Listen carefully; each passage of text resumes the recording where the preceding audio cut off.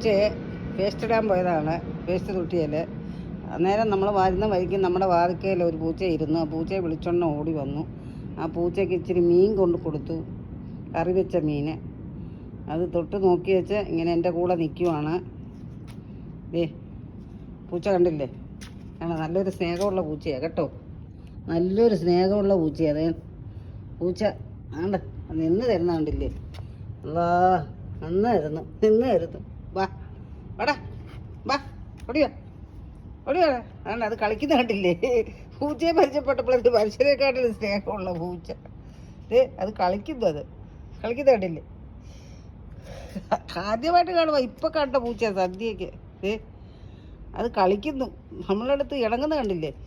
വാടാ ഇങ്ങോട്ട് വാ, വാടാ വാടാ കുട്ടാപ്പി, കുട്ടാപ്പി വാ, വന്നേ ഇനി വന്നേ, വാ ഓടിയോ. വാടാ വാടാ.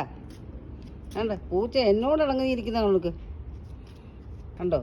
വേണ്ട, അത് നോക്കുന്നു, വാലാട്ടുന്നു. അത് കിടന്ന് കളിക്കുന്നു പൂച്ച. ഞാൻ ഫസ്റ്റിലേ കാണുന്നതാ. ഏത് പൂച്ച ആയിക്കോട്ടെ. അതിന് കുറച്ച് മീനൊക്കെ വെച്ച് കൊടുത്തപ്പോഴത്തേന് അതിന് മീനൊന്നും വേണ്ട. അത് കറി വെച്ച മീൻ ഞാൻ കൊണ്ട് കൊടുത്തു.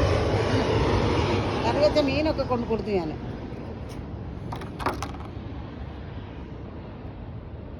മീൻ കൊണ്ട് കൊടുത്തപ്പോഴത്തേന് അത് ഓടി വന്നു, കുറച്ചൊക്കെ തൊട്ടു. പിന്നെ എരിയൊക്കെ ആയതുകൊണ്ടായിരിക്കും തൊടാഞ്ഞത്. പിന്നെ നമ്മളെ മാലാട്ടിക്കൊണ്ട് നിൽക്കുന്നത് പൂച്ച. നല്ലൊരു സ്വഭാവമുള്ള പൂച്ചയാണ്. ഉണ്ട്, വാടാ വാടാ വാ,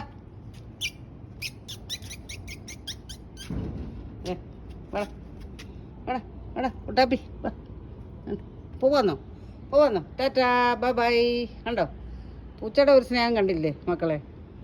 എന്തോ സ്നേഹമുള്ള കൊച്ചത്തോടെ നമ്മൾ വാതിക്കെ കയറി കിടപ്പുമായി. ഇപ്പം 5 മിനിറ്റ് കൊണ്ടുള്ള പരിചയമേ ഉള്ളൂ. കണ്ടോ എന്തോ സ്നേഹം, മനുഷ്യനെക്കാട്ടിലും സ്നേഹം. മൃഗങ്ങൾക്കും പട്ടിക്കും പൂച്ചയ്ക്കും ഒക്കെ വല്ലതും കൊടുത്ത ദൈവത്തിൻ്റെ അടുത്തുനിന്ന് നല്ലതേ കിട്ടത്തുള്ളൂ നമുക്ക്. അതിൻ്റെ ഒരു സ്നേഹം നോക്ക്, ഞാൻ കണ്ടതേ ഉള്ളൂ.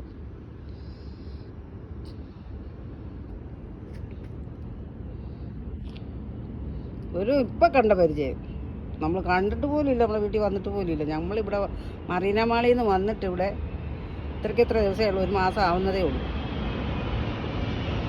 പൂച്ച ഇടയ്ക്ക് വരുന്നുണ്ട് പോകുന്നുണ്ട്, പക്ഷെ നമ്മളോട് ഇണങ്ങുന്നില്ല. അതിൻ്റെ കൂടെ നമ്മുടെ പ്ലെയിൻ പോകുന്ന കണ്ടോ? പ്ലെയിൻ ആയിരുന്നെങ്കിൽ വീടിൻ്റെ മണ്ടയിൽ കൂടെയാണ് മക്കളെ പൊയ്ക്കൊണ്ടിരിക്കുന്നത്.